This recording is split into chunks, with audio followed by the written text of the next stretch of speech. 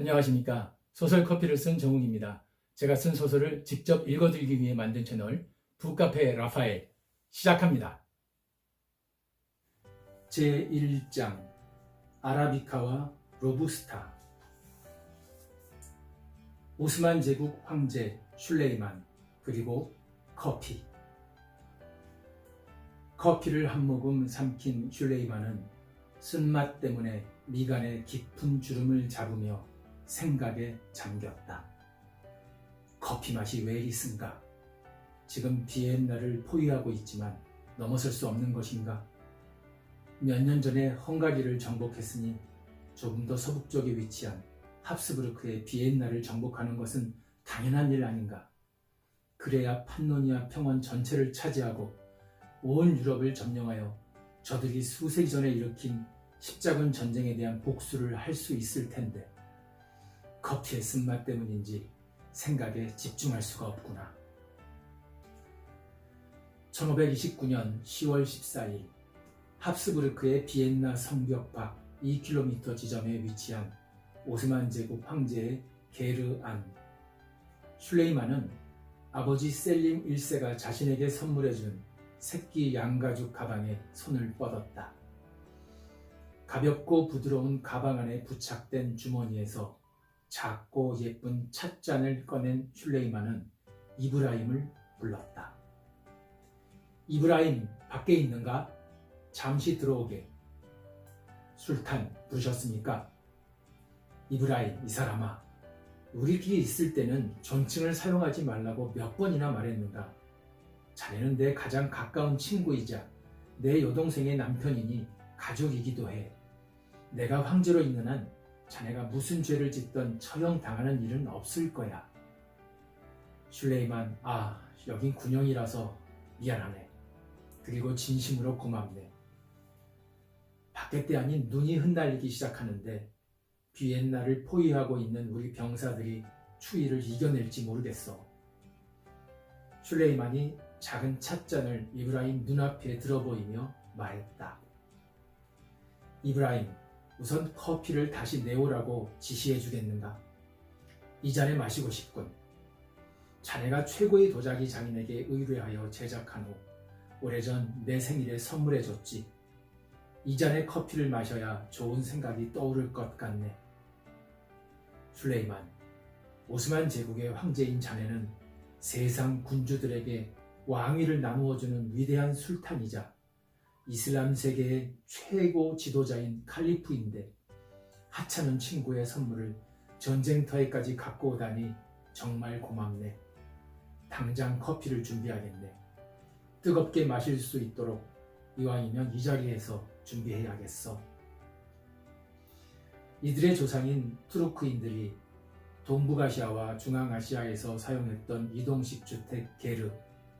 이제 게르는 전쟁터에서 막사로 사용되고 있다.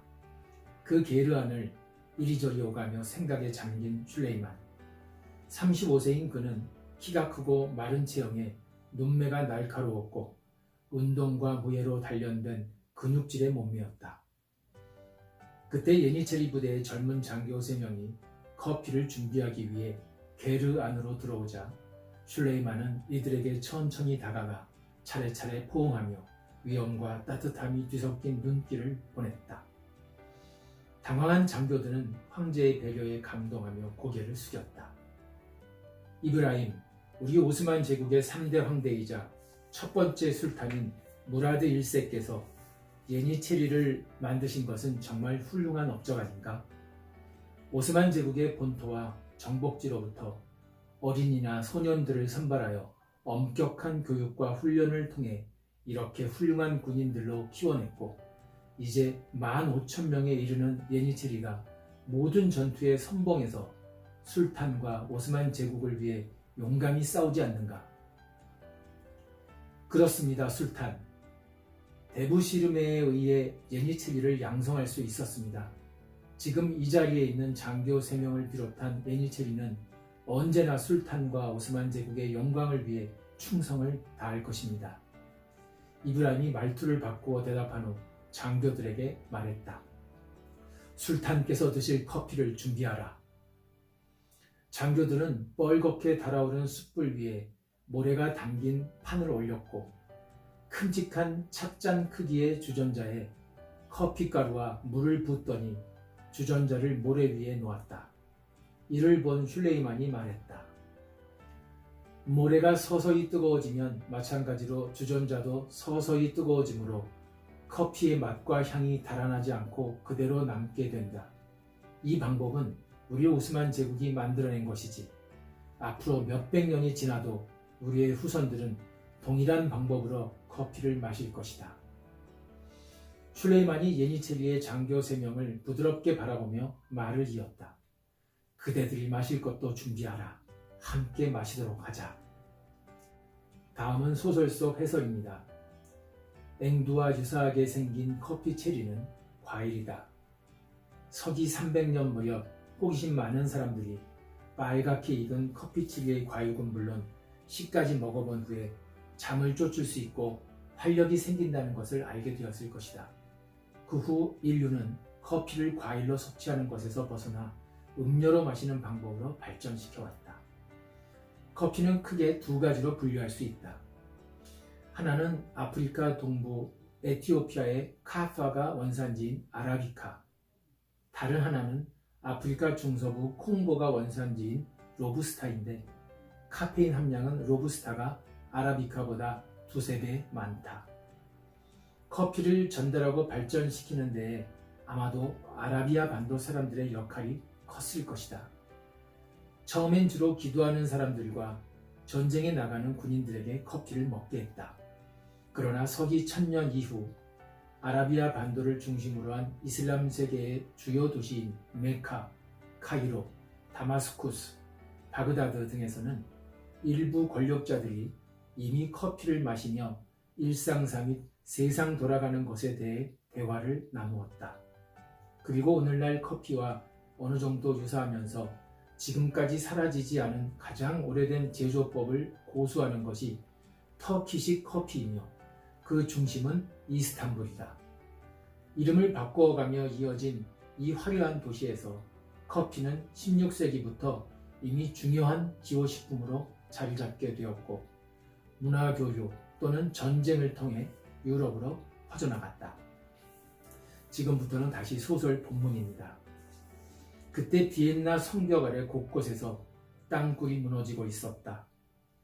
견고한 비엔나 성을 공격하는 것이 쉽지 않자 새로운 공격 방법을 모색하기 위해 땅굴을 팠는데 무너지기 시작한 것이다.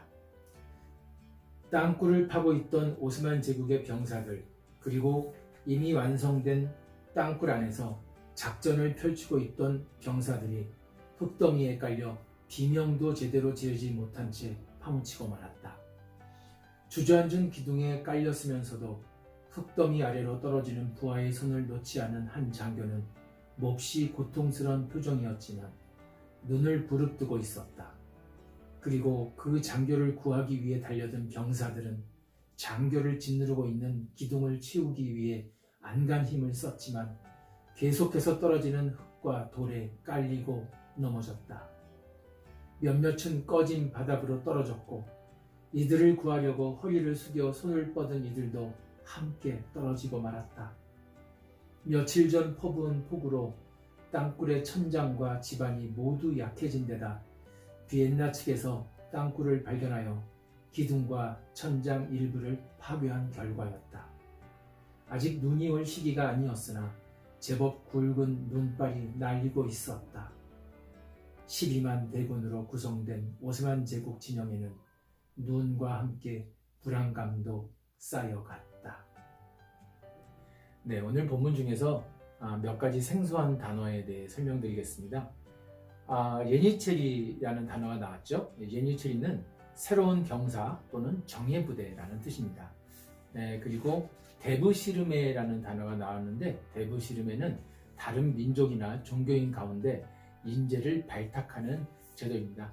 네, 나중에 나오겠지만 사실 슐레이만의 친구로 나오는 이브라임이 바로 데브시르메 출신입니다. 오늘 북카페 라파엘 여기까지 하겠습니다. 다음 영상에서 만나겠습니다.